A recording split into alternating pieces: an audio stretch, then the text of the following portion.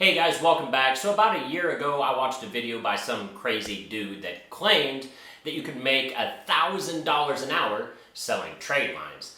I was saying there's no way this can possibly be true. I threw the BS flag really quick.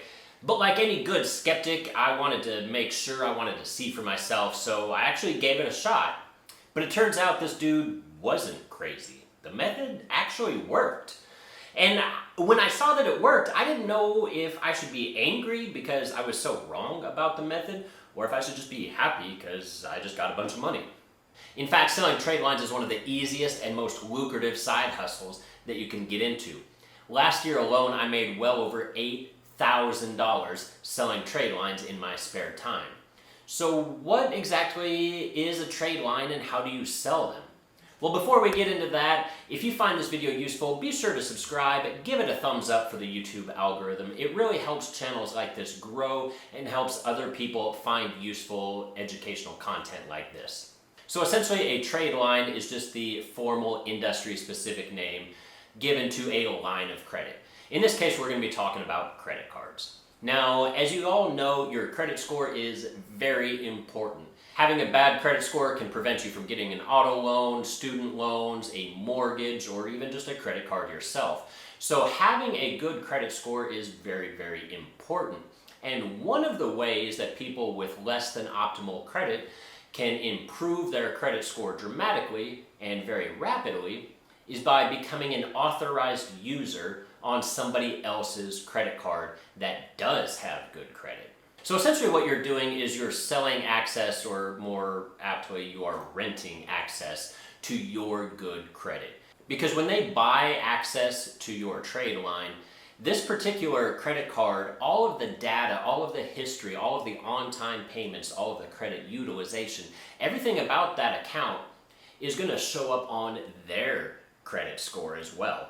So for example, if you've had a credit card open and it has a $30,000 limit and you've had immaculate payment for the last 10 years, then their credit score is going to reflect that they have this credit with this high limit and that's been open for 10 years and has never had a late payment, etc.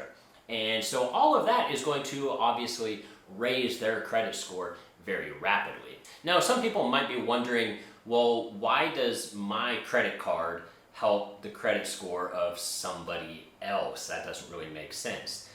And I don't know the official answer of why they do this the way that they do, but if I were to take a guess, my best guess is this is typically meant for friends and family, not something that you sell access to.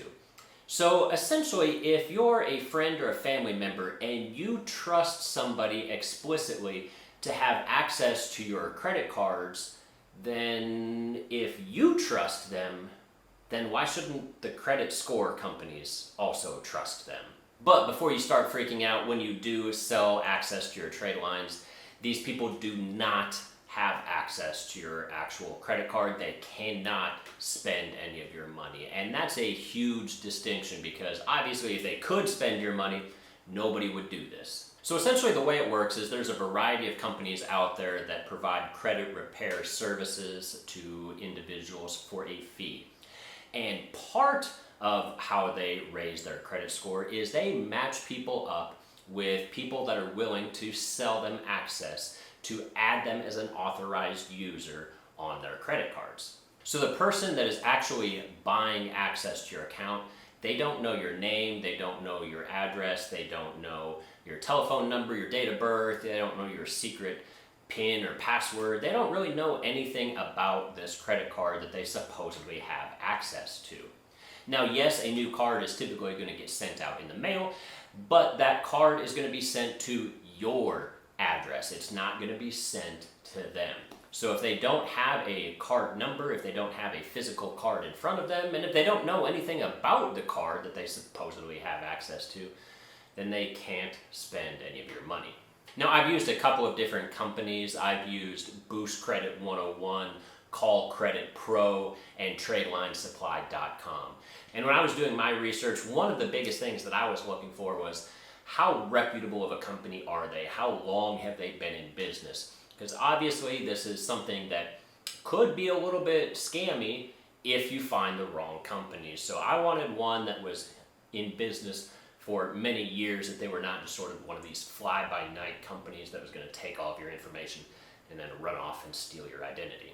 Now this is a sample payout schedule of what a company like Tradelines Supply might offer. Now individual results may vary, prices are fluctuating all of the time, but as you can see on the low end, if you have a low limit credit card that's been open just for a very short amount of time, you might get 40 bucks for something like this. Where on the high end, if you have an account that's been open for over 10 years and has a very high limit, you might get up to 350 bucks a pop for one of these Tradelines. So essentially you tell this company what all credit cards that you have, and then they market them to different potential clients that are trying to improve their credit score. Once they match you up with somebody, they're going to provide you all of their information. They're going to provide you their name, social, and address, and all that kind of stuff that you need in order to add them as an authorized user. Now, typically you can go online and do this right from the web portal or from the credit card company's app. You can usually add them as an authorized user. And then after that, they typically stay on your account for between 2 to 4 months, somewhere in there. And then when it's time, they will send you another email or text saying that you can now go ahead and remove this person as an authorized user from your credit card. And that takes them off of your account.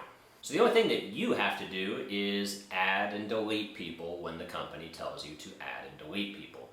In addition, you have to actually spend a little bit of money on this credit card every month so that it actually reports as being active and used to the 3 different credit bureaus. So typically I go out and I buy a tank of gas or something small just to keep it active and open, and that way it technically reports to the credit bureaus and this other person then gets credit for it. Now, even though I've used 3 different companies to sell Tradelines with, they're all relatively competitive with their pricing. Some might be a little bit better for newer cards or lower limit cards, etc., and some might be a little bit better for the high limit, older cards, or whatever the case may be. But they're realistically going to be pretty competitive from one to the other. One of the biggest differences, though, is which credit cards they actually accept. So if we go back and look at this chart payout that Tradelines Supply sent me, you'll notice that they don't accept credit cards from all companies. Notably, options like US Bank or American Express are missing from this list. But that doesn't mean that you can't use those credit cards. You just can't use them with this particular company. So go out and do a little bit of research, and you can more than likely find a company that will accept those different credit cards. Now, if you're going to do this, then one of the first things that I actually suggest doing is trying to call up or write into all of your different credit card companies and try to increase your credit limit on all of your different credit cards, because as you can see, one of the biggest factors in how much you get paid is how much of a credit limit you have. Now, currently, I know it's a little bit tough to get approved for credit limit increases with coronavirus going around. People are actually seeing some cards decrease their credit limit, but it's worth giving a shot to ask to increase your credit limit and make sure that all of your information in their web portal is accurate and up to date. You want to make sure that your income and spending and all of that kind of stuff is the most accurate. That way they have a better chance at actually approving you for an increase. Or if the thought of this sounds interesting but you don't have very good credit cards available right now, you can check out this video. It shows which credit card companies are notorious for giving out very high credit limits. And who knows, maybe you don't have credit cards that are old enough, or you don't have enough credit cards to realistically make this work right now. But that's okay, because remember, in 2 to 5 years from now, you can make this work. Just start applying for some cards now and slowly build up your portfolio. The next 2 to 5 years is going to fly by regardless, and when it does, now you'll be able to actually make this process work.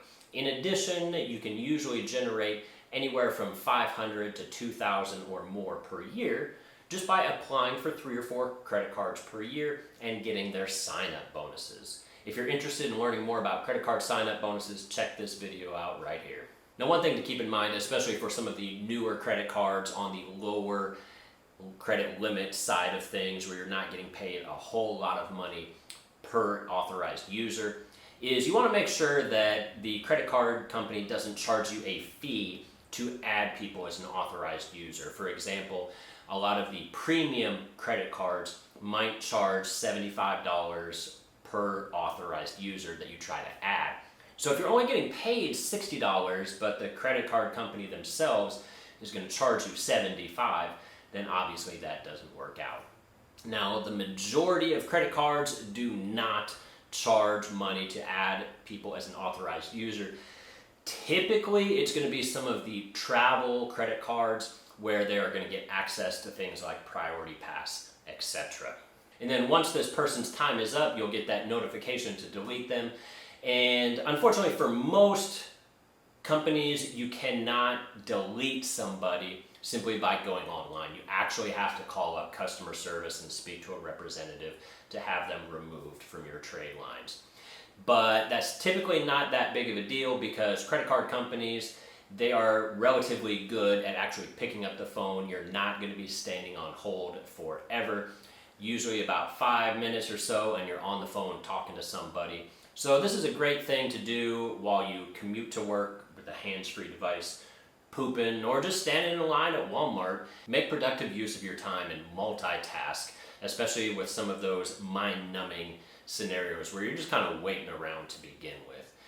It usually takes 5 to 10 minutes to remove somebody, 1 or 2 minutes to add somebody because you can do it online through their portal. So grand total, you're spending just a couple of minutes, but you could easily get $200 or $300 in return. So that's going to wrap it up for us today, why I think everyone should get into selling Tradelines. You're making a lot of money and you're helping somebody improve their credit score in the meantime. If you found this video useful, be sure to subscribe, leave a comment down below. I love hearing from you guys. And as always, I'll see you all again next week. Thanks.